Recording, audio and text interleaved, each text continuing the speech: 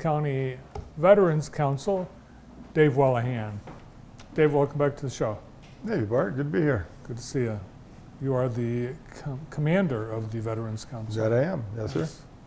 So many veterans in our community who have served, including you. Thank you for your service. And this week, we're going to be honoring some veterans who, up until recently, they were forgotten. Yeah, for the last 2.5 years, my wife and I have had 5 veterans staying with us. Of course, they've all been cremated. It's not like they're living with us. We don't have big a house. But Jill Glare brought this to me when I was working in the Veteran Affairs office. She was with the medical examiner's office, and we were next door to each other in the building out on Lansing Avenue. And she said, you know how many people we have in Jackson County that are unclaimed? I had no idea. Unclaimed remains. Unclaimed remains. Yes, unclaimed remains. And that's, we have an unclaimed. That's what this is. His remains, this gentleman's remains are in this box right now. He was cremated in 1988. Wow. Yeah. So where's this been? It's sitting in the basement of the funeral home ever since. Oh my. Yeah. I ended up with 6.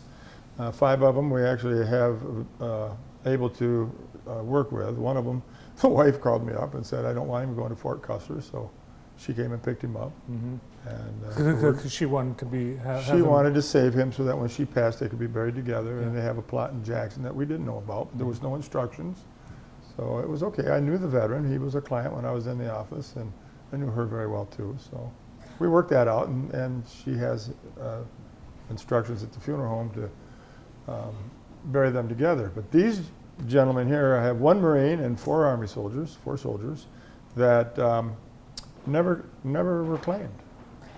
Now, the funeral home, I know they were happy to have you come, yeah. but did the families, were they surprised, because you contacted? The state says I have to contact by law, either the informant or the next of kin is notified on the death certificate.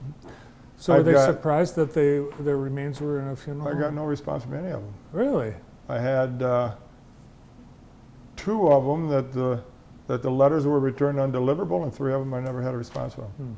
Well, people, they leave us without who leaving. knows what, I mean, there's circumstances with every person's life, so who knows what happened here? Yes. We just don't know. But the good thing is they're going to be properly honored. We're going to have them interred Friday, the 8th, at Fort Custer National Cemetery. We have the Marine going first. We have actual Marine Corps personnel coming to fold the flag. We have the honor guard at Fort Custer. They have a different honor guard for each of the 5 days of the week. And they actually called all 5 of those honor guards in for Friday for this event. So they'll have a different honor guard firing the rifles for each one of them. Then we'll fold a flag for each one of them. And Mark Heath, who's local here, he works with us through the Vietnam. Mark Heath, the trumpeter. Yeah. The bugler. He's going to be doing taps for every one of them. Yeah. So I'm excited that that's going to happen. Are the veterans, are they all different, from different services? We have one that's a Marine, Okay. and then the rest are soldiers from the Army. So yeah, this is an Army guy. So it's likely, if you got no response from next of kin, that there won't be any next of kin at these. Well, technically, in order to get all this done through the VA, I had become the next of kin of each one of them. So when the program goes on, when the flags are presented, I'll be the one that's receiving the flag for each of them. But then I'll donate them back to Fort Custer, because when you go, if anybody's ever been there, you see the avenue coming in is lined with flags. It's a boulevard going in. It's just a beautiful cemetery, and they're going to line all those. So they use the casket flags, which is a different size flag than just a normal flag. They're 5.5 by 9, and so it covers the whole casket. Sure. So they use those to line the alley, the driveway, the entranceway down through there to come into the cemetery. So those will all be donated back.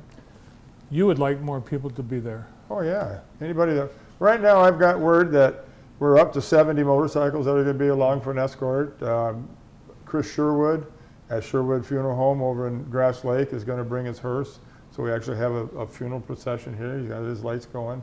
We actually, and I found out just day before yesterday, we do have a commitment from Michigan State Police that they're going to lead us all the way to the cemetery from Airport Road.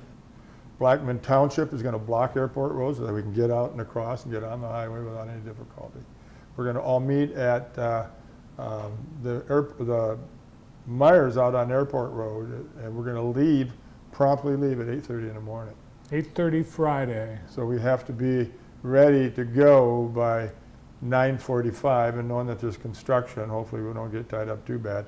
We just came back from the west on 94, and the worst one we saw was right there at Airport Road and westbound 94. It was just a mess, but it's getting done, and it's going to be great when it's done, so onwards and upwards. So anyone is welcome to be part of the... Anybody who wants to be part of it, just show up at Myers in the parking lot on the west side. If you belong to a veterans organization like the Legion or the VFW or Motorcycle Club, the PLAV, any of those, wear your colors or your caps so that people know that you're one of us. And they actually have a colonel that's familiar with Fort Custer. I have not met him yet. That's going to do eulogies for each of these guys. And then I'm going to speak a real quick few words while we're there, just thanking everybody for helping out and showing up and so on. But, So is that the last of them? Or did you rescue the remains? I rescued those that were available to rescue at the time. Okay. I don't know what's going on since that. Might be some more. Most of the funeral homes in Jackson do that themselves. They'll notify Fort Custer if there's somebody that has not been claimed. So that's not been a big issue. When I contacted all the funeral homes in the county, these all came from one place. So they were all at Arthur Day. And the other cemeteries keep saying cemeteries, I'm sorry, it's funeral homes, all tend to that themselves and make sure that they're all tended to and cared for the way they should be. So it's kind of nice to know that that's there. Maybe these just got dropped between the work somehow, and so we're going to help them out and get them where they need to be. Give them the honors that they deserve. Well, it's great that you are making arrangements for the proper interment of our community's veterans. Each one of them will have, like I said, the Marine will have Marine Corps personnel folding his flag and presenting that. And each of the soldiers will have a separate flag. They'll do a volley and taps for each one of the 5 separately instead of just one big group and everybody gets it done. It's really, Fort Custer has insisted that we don't bring our veterans team from Jackson, which is excellent at what they do, but don't bring them over there. They want actual military personnel representative of each branch of service to do the flag folding. So Fort Custer, cool.